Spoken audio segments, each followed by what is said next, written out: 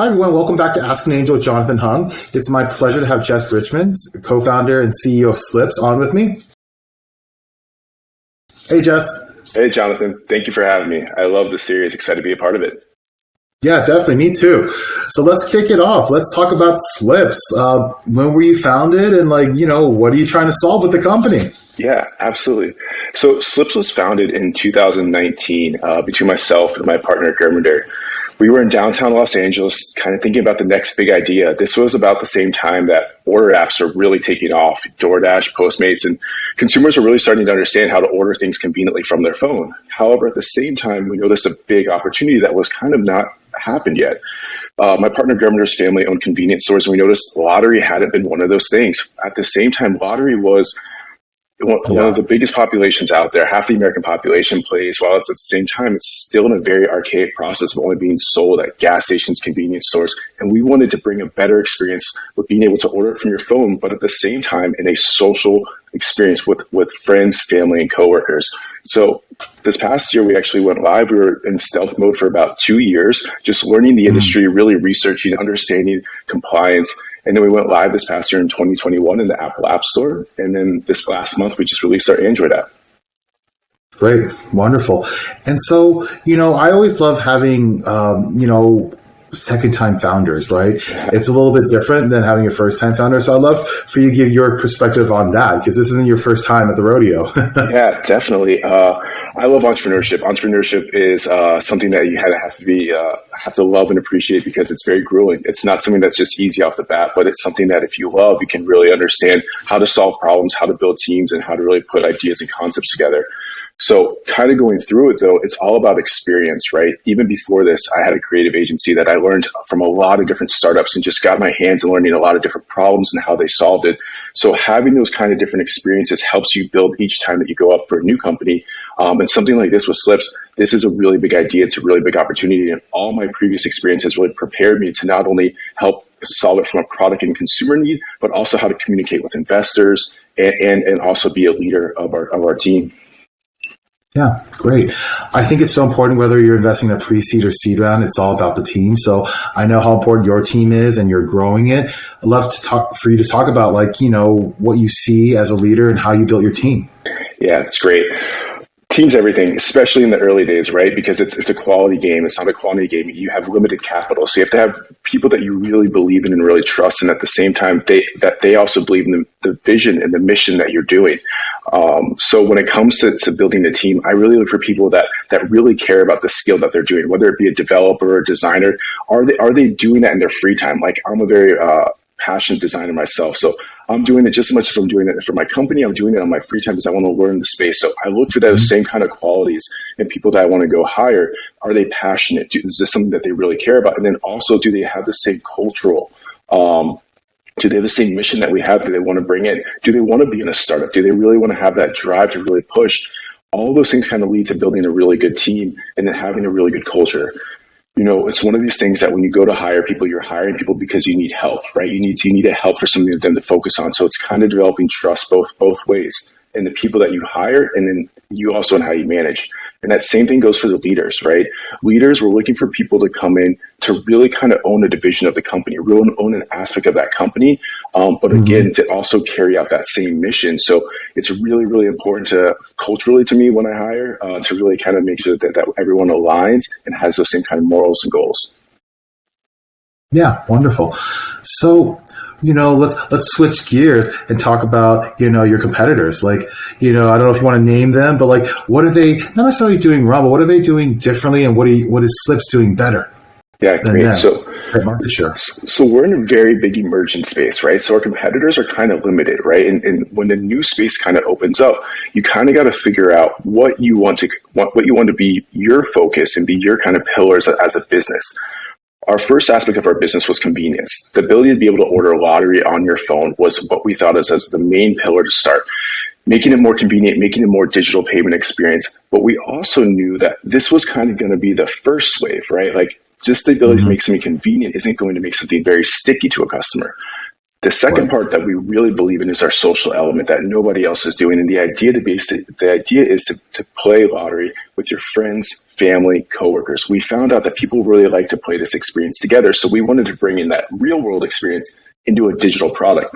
So on Slips, you can actually split tickets with friends. You can chat in the app. You can see leaderboards, open pools. It's a way more gamified experience of the lottery that no one else is even doing. That's light years ahead. And it's just a different kind of vision that we have as our business and our goals. So, Jess, let's talk about, this whole phenomenon we hear about for Web3, right? It's blockchain, it's NFTs, it's crypto. And I'm curious, is this something that you want to incorporate with Slips, or is something that you don't even want to bother with? Like, what do you think? Well, we love the space, especially being a company that's in the iGaming space. We have a lot of opportunity with crypto and blockchain from a few different elements, whether it be from the payment side and accepting crypto on our app. One of the cool things about lottery is something that is come together by a community of people, and the number grows, very similar to crypto. So there's a lot of similarities in how crypto could be brought into our product. Also, the idea of us having stable coins because there's winnings coming in and out. And we've even thought about some NFTs that can come down the line. But again, not to give anything away too yet, but it's a space that we are very, very excited about. I think there's a lot of similarities that we can bring into our product and that we want to support in the community as well. Let's talk about, what every entrepreneur loves to talk about now, funding. It's always a problem. And it's like, I can tell people this too. I'm also like raising, starting a startup as well. And it's totally different being on that side of the table. And I'd love to hear your experience of how you found your investors and what you look for. Yeah, it's a great question. And it's something that every entrepreneur has to go through, right? So for me, I come from a product world. So capital raising is something that I had to really develop relationships on. So what I did early on was I started to find people of similar likes that I have and similar visions, and I started to find some really quality angels. Now, one of the things about angels, right, is it's about developing a relationship and showing conviction in your vision, but also showing traction, that progress. So you're not going to just have a one-off phone call and really develop a relationship. You really kind of need to build that bridge. At the same time, these angel relationships that I started to work on really started to get stronger and open up more doors. More angels came in, more feedback came in, which led to more opportunities for angels to lead to VCs and so on. At the same time, we had a really good product, and I hate to say it, but having a really good product and concept really has to go hand in hand, because people really need to see not only your vision, but the execution, and then building those relationships and that traction.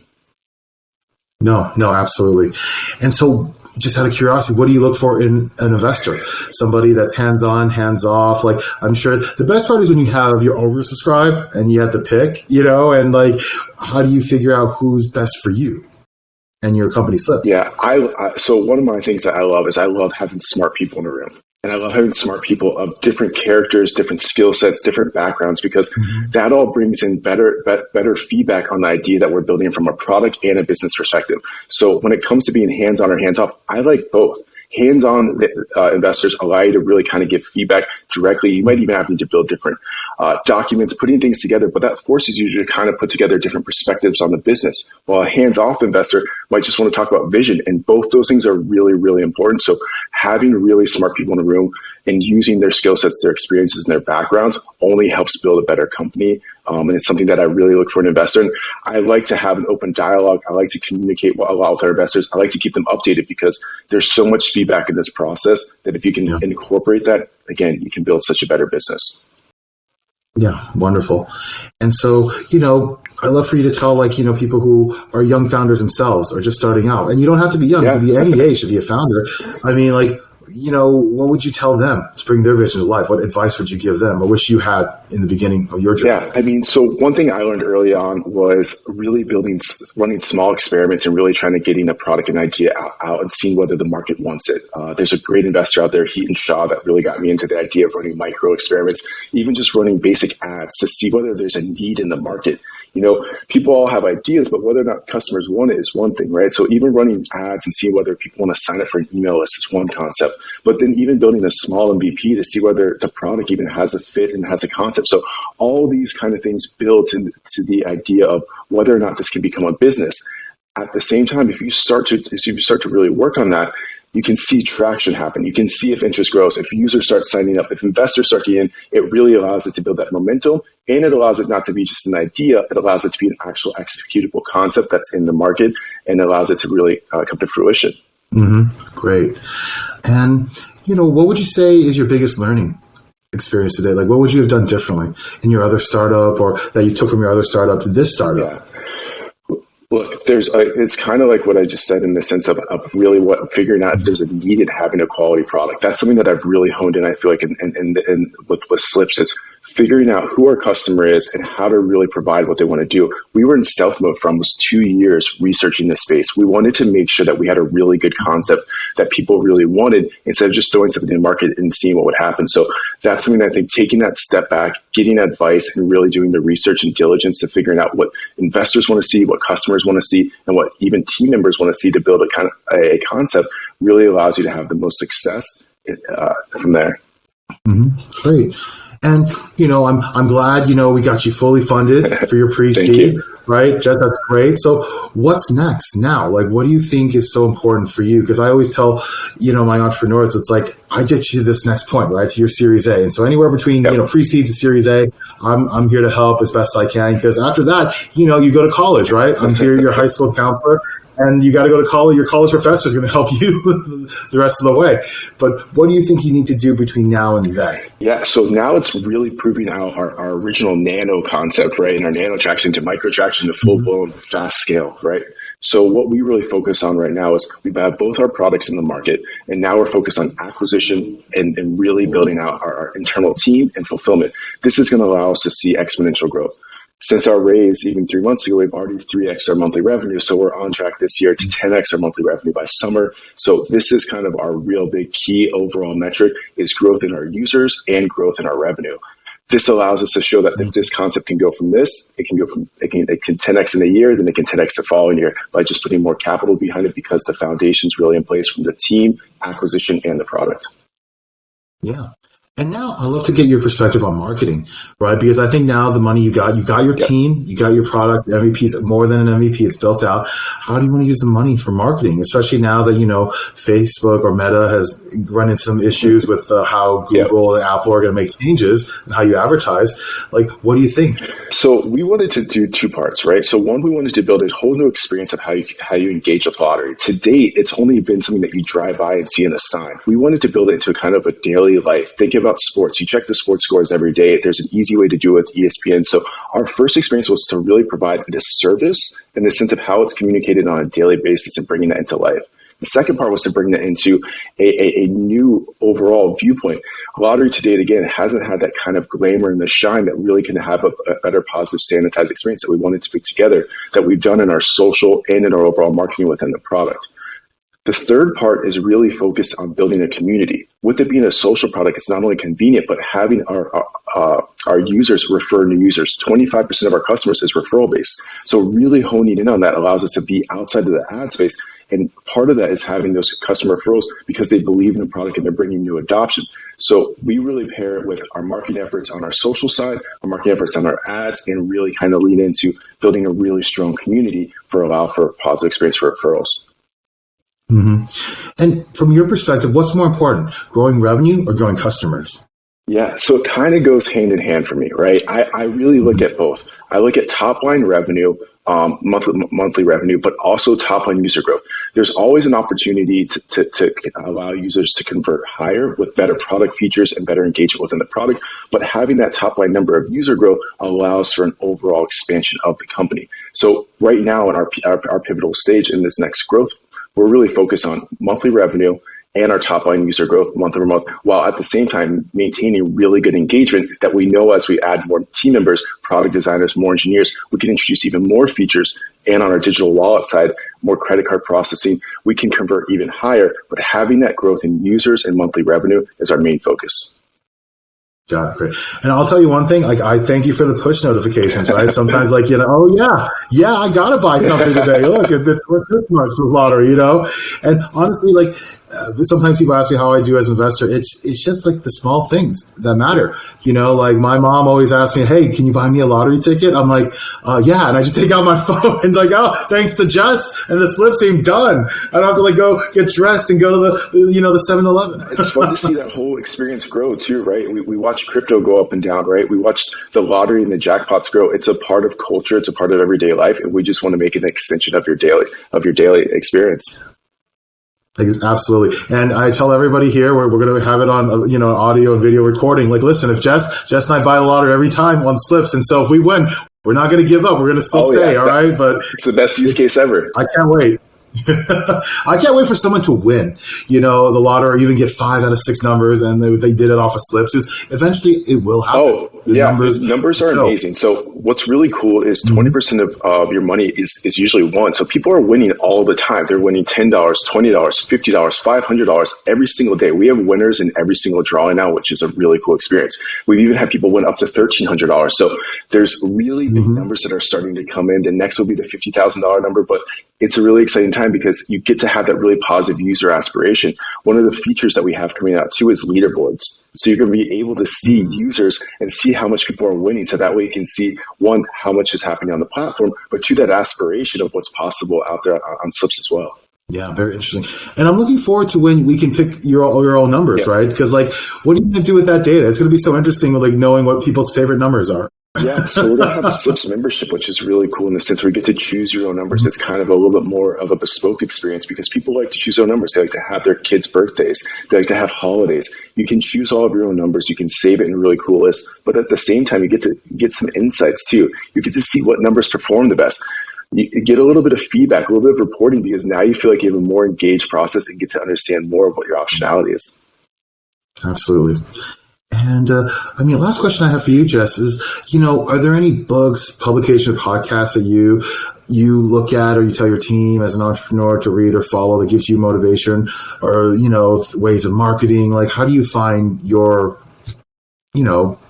way of conducting business, or what you think is going to help you grow your company? Yeah. I love relevant experiences, right? So I'm a big believer in, there's a couple books that I've probably read that I think are just great books about, especially in the entrepreneurship.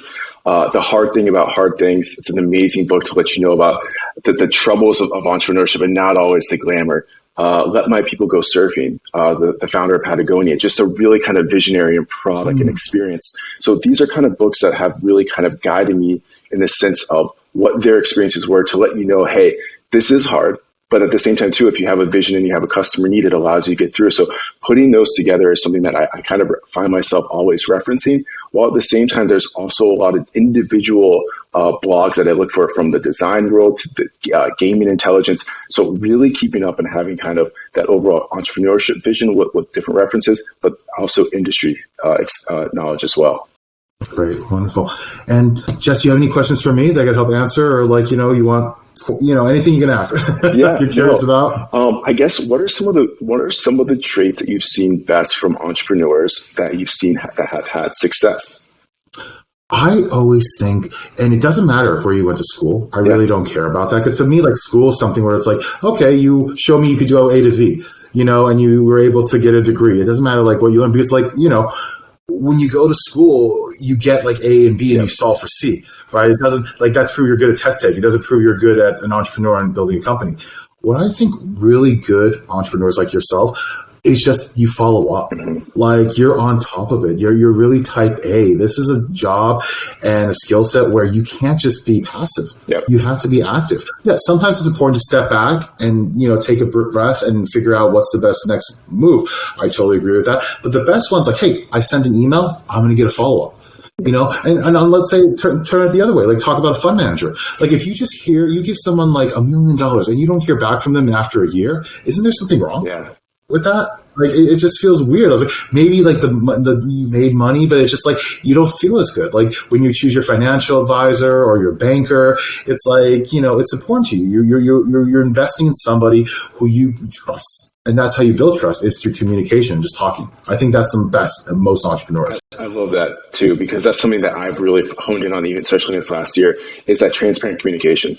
It's kind of opening yourself up, and it feels a little vulnerable at times, but that's the way you get the best advice, and that's the way you build the best relationships. And I think that's a phenomenal kind of thought process and things that you've seen for people. Yeah, absolutely. And I'll be quite honest with people. Like, listen, Jess and I, this is how we talk, is we're getting recorded. But hey, if he's going to call me on the phone or text, like, we're going to be a little bit not vulgar, but we're going to like, hey, because you have that trust. You want to be able to tell, like, listen, well, let me go talk to this person. Let me go talk to that person.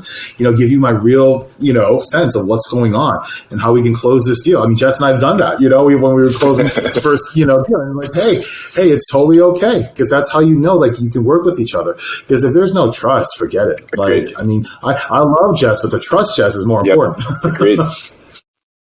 Well, wonderful. So, Jess, please tell everybody where they could find Slips now. Yes. And what to do. So you can find Slips in the Apple App Store, and you just type in Slips, SLIPS, or you can go to our website, startslips.com, and you can find both our Apple and Android version available. Great. Wonderful. Hey, thank you so much, Jess, for taking the time. And I can't wait for us to be in the winner's circle. Thank you, Jonathan, for having me. Soon enough. Great. Thank you.